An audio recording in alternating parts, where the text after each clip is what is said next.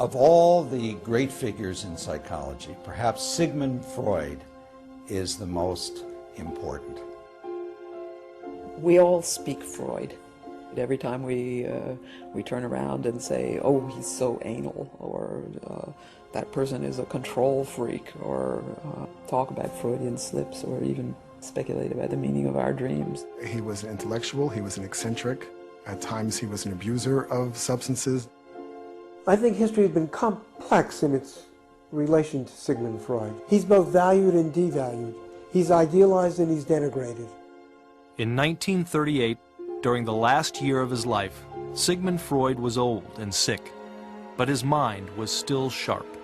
I discovered some important new facts about the unconscious. Out of these findings grew a new science, psychoanalysis. And with psychoanalysis, Sigmund Freud opened the doors to the unconscious, forever changing the way we view the human mind.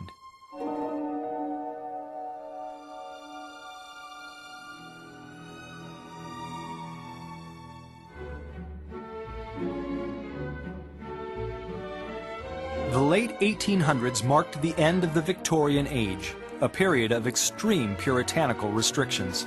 Any expression of human sexuality was considered an outrage. Respectable women only went to their doctors with a chaperone. Personal matters were never discussed in polite society. Professional therapists didn't exist, and people with psychological problems had nowhere to go. Mental patients were treated like outcasts. They were put in asylums and received antiquated, and in some cases, even barbaric care.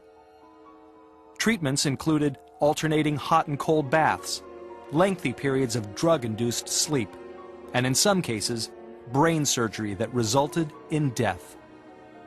It was in the midst of this, in 1886, Dr. Sigmund Freud began treating patients with a simple but radical approach. He listened. Physicians of that day prescribed, but they didn't listen. They were the authorities. The patient was expected to, in effect, obey and listen to the doctor. Listening to a patient's life history was an entirely new development. Freud's goal was to get his patients to talk as much as possible about anything and everything. In Freud's office, no subject was taboo. But rather than interview them face to face, he had his patients lie on a couch turned away from him, so that they would be more comfortable revealing their deepest thoughts. If his methods seemed peculiar, the theories behind them were even more outlandish. Sigmund Freud developed a revolutionary new way of thinking about the human mind. He introduced the idea of the unconscious.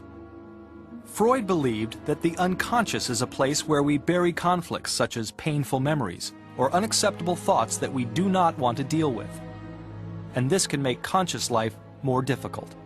He said the unconscious is the real us, buried down like the bottom of an iceberg. All we see is the tip of the iceberg above the surface of the ocean. That's the present day us. But what really makes us is the downstairs, the subconscious. We are driven by sexual desires, for example, that lay dormant but are trying to somehow affect our behavior.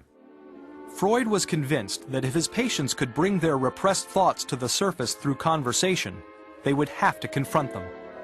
This alone could diminish their anxieties and eventually relieve them of their symptoms. This central Freudian notion of the unconscious mind is the one that everyone has to deal with, whether they accept it or reject it. They cannot ignore it. There aren't that many ideas within the history of ideas that have that kind of galvanizing power. At first, the mainstream medical community met Freud with scorn and derision. They labeled him a radical and revolutionary, a description that suited him even as a child.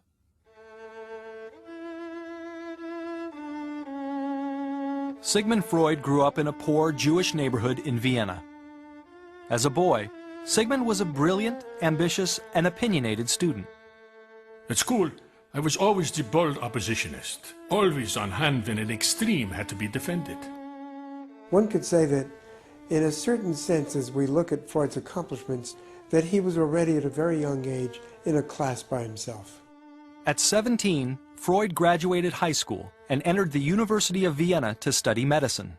Medicine was a good way for a young Jewish boy who was very bright to make a career for himself.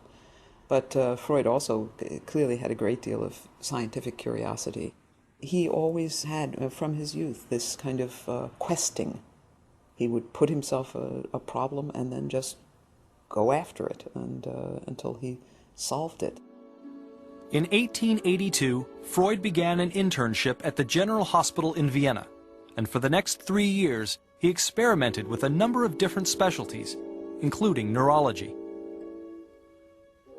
Freud was consumed by his research, but the 26-year-old was also in love. It was during his internship that Freud met Martha Bernays, a lively, intelligent woman. Martha came from a good Austrian family. This was his great love, and he struggled to win her and to get together enough money to be able to marry her, and it's over several years that this unfolds. Only one thing stood in their way. Sigmund Freud was unknown. He would have to make a name for himself first. Freud redoubled his efforts at the hospital. He dreamt of making a discovery that would make him famous, wealthy, and benefit mankind. He soon pinned his hopes for fame and fortune on a little-known drug, which seemed to hold great promise as an anesthetic and as a treatment for exhaustion and depression. It was cocaine. Freud believed in cocaine so much that he began using the drug himself, and even sent some to Martha. Freud said cocaine helped him relax in social situations and made him feel more like a man. You perceive an increase in self-control, more vitality and more capacity for work. This result is enjoyed without any of the unpleasant aftermath which accompany exhilaration from alcoholic means. Anxious to capitalize on his discovery, Freud published a paper extolling the drug's virtues. But Freud deeply regretted his haste after the drug's addictive properties became known. It was a huge blow for Freud professionally. It was a source of great disappointment for Freud because he had hoped to be the discoverer of local anesthesia, cocaine being first used effectively as a local anesthetic. It's possible that Freud even thought it had certain aphrodisiac qualities.